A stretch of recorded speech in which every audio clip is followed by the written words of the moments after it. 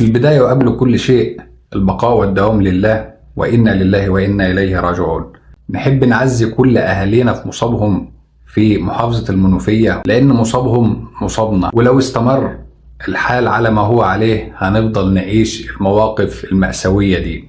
وربنا يرزقكم الصبر والاحتساب إن شاء الله، ويرزق بناتكم والأرواح الطاهرة دي المغفرة والرحمة والجنة إن شاء الله. يا ترى إيه سبب الحوادث الكتير اللي بتحصل في مصر؟ هما سببين ملهمش تالت.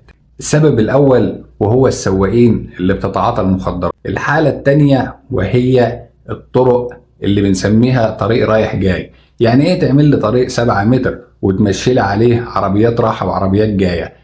لازم تتلغى فكرة إن في طريق 7 متر والناس رايحة جاية عليه رايح جاي رايح جاي، وكله بيطقش في بعض.